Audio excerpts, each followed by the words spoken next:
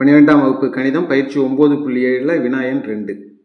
நமக்கு இங்கே கணக்கில் கொடுத்துருக்கிறது 0 to infinity e power minus alpha into x square into xோட அடுக்கில் 3 dx equal to 32. இது கணக்கில் கொடுத்துட்டு இதில் ஆல்ஃபாவோட மதிப்பு கண்டுபிடிக்க சொல்லியிருக்காங்க.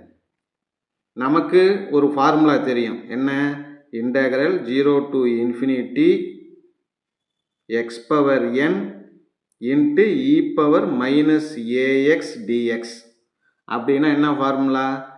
எக்ஸோட பவரில் என்ன இருக்கோ அதோட ஃபேக்டோரியல் மேலே, வகுத்தலில் என்ன செய்யணும்? ஈயோட பவரில் மைனஸையும் விட்டுணும் எக்ஸையும் விட்டுணும், மீதி இருக்கிற ஏயை மட்டும் எழுதிக்கிட்டு இதனுடைய அடுக்கில் இந்த எண்ணு அதோட ஒரு 1.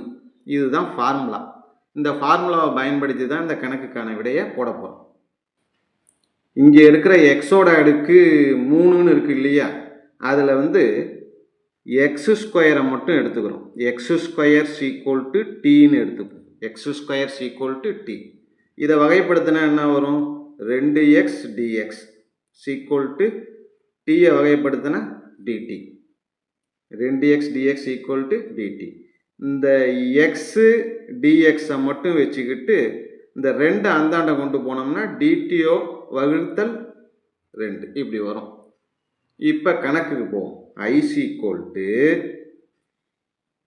Integral E power minus alpha, X ஸ்கொயருக்கு பதிலாக என்ன எடுத்துருக்குறோம்? டி. அதனால் minus alpha T into X cube இருக்கு இல்லையா, எக்ஸோட அடுக்கில் 3 இருக்குல்ல, அதில் இருக்கக்கூடிய ஒரு எக்ஸு ஸ்கொயர், அந்த எக்ஸ் ஸ்கொயருக்கு பதிலாக என்னன்னு எடுத்துக்கிறோம்? டீன்னு எடுத்துக்கிறோம். மீதி என்ன இருக்குது? ஒரு எக்ஸ் இருக்குது, டிஎக்ஸ் இருக்குது. அப்போ எக்ஸு டிஎக்ஸுக்கு பதிலாக என்ன வருது? டிடி பை 2ன்னு வருது. 1/2ன்னு இருக்குல்ல, அது ஐஸ் ஈக்குவல் டு இன்டகரல், இந்த 2 வெளியில் எடுத்துட்டோம்னா 1/2ன்னு வெளியில் வந்துடும். மீதி என்ன இருக்குது? டி இருக்குது, இ பவர் மைனஸ் ஆல்ஃபா டி இருக்குது. இதுக்கப்புறம் முக்கியமான ஒரு விஷயம் என்னென்னா, இந்த எல்லை இருக்கு இல்லையா, லிமிட், அதை மாற்றணும். ஏன்னா லிமிட் அப்படின்னு கணக்கில் கொடுத்துருக்கிறது எக்ஸுக்கு தான் கொடுத்துருக்காங்க. ஏன்னா இங்கே இருக்கிற எக்ஸுக்கு தான் 0வும் இன்ஃபினிட்டியும். ஆனால் நம்ம எக்ஸை என்னன்னு மாற்றிருக்கோம்னா டி உறுப்பாக மாற்றிருக்கோம். எக்ஸுங்கிறத என்னவா மாற்றிருக்கோம்? டீக்கு மாற்றிருக்கோம். அப்போ லிமிட்டையும் நம்ம என்ன செய்யணும்? டீக்கு மாற்றணும். அது எப்படி மாற்றுறதுன்னா ரொம்ப ஈஸி. இப்போ எக்ஸுக்கு பதிலாக நம்ம கணக்கில் என்ன இருக்குது? முதல்ல இந்த இடத்துல 0. எதுக்கு பதிலாக? எக்ஸுக்கு பதிலாக 0ன்னு ஒரு மதிப்பு இருக்குது, இன்னொரு மதிப்பு என்ன? இன்ஃபினிட்டி. 2 இருக்கா? இப்போ எக்ஸுக்கு பதிலாக 0, எக்ஸுக்கு பதிலாக 0ன்னு எடுத்துக்கிட்டா நம்ம பிரதியிடலில் டீக்கு என்னன்னு பிரதியிட்டுருக்கோம்? X square equal to T. எக்ஸுக்கு 0ன்னு எடுத்துக்கிறோம். எக்ஸுக்கு 0ன்னு எடுத்துக்கிட்டா டி ஈக்குவல் டு 0 ஸ்கொயர் என்ன வரும்? 0 தான் வரும். ஒரு மதிப்பு முடிஞ்சது. அடுத்தது இன்ஃபினிட்டி. டி ஈக்குவல் டு எக்ஸுக்கு பதிலாக இன்ஃபினிட்டி. எக்ஸுக்கு பதிலாக இன்ஃபினிட்டினா இன்ஃபினிட்டியை ஸ்கொயர் பண்ணால் நமக்கு என்ன வரும்னா திருப்பி அதே தான் வரும், இன்ஃபினிட்டி தான் வரும். அதனால் நமக்கு இங்கே இருக்கக்கூடிய அந்த லிமிட் மாறாது, அதே 0 டு இன்ஃபினிட்டி தான்.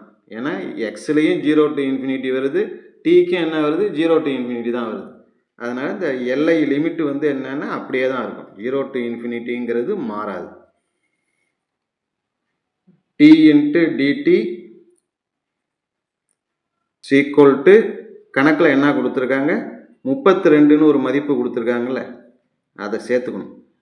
32 ஈக்குவல் டு, இப்போ அடுத்தது இந்த 2 அப்படியே குறுக்க பெருக்குன்னா என்ன ஆகும்? இந்த 32ங்கிறது என்ன ஆகும்னா 64ன்னு ஆகிடும். 64. இதுக்கப்புறம் இங்கே இருக்கிற t 0 to infinity t e power minus alpha t dt இருக்கா? ஃபார்முலா யூஸ் பண்ணுங்க. ஃபார்முலா யூஸ் பண்ணால் என்ன வரும்? டீயோட அடுக்கில் என்ன இருக்குது? 1 இருக்குது. அதனால் 1 ஃபேக்டோரியல் பை ஏ.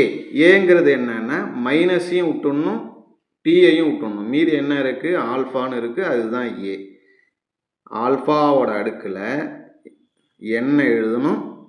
ப்ளஸ் 1 எழுதணும். Equal to 64. இதை சுருக்கினா என்ன வரும்? 1 ஃபேக்டோரியல்னால் 1 தான். வகுத்தல் ஆல்ஃபா 1 + 1 ஆல்ஃபாவோட அடுக்கில் 2 சீக்வல் டு 64ன்னு இருக்குது.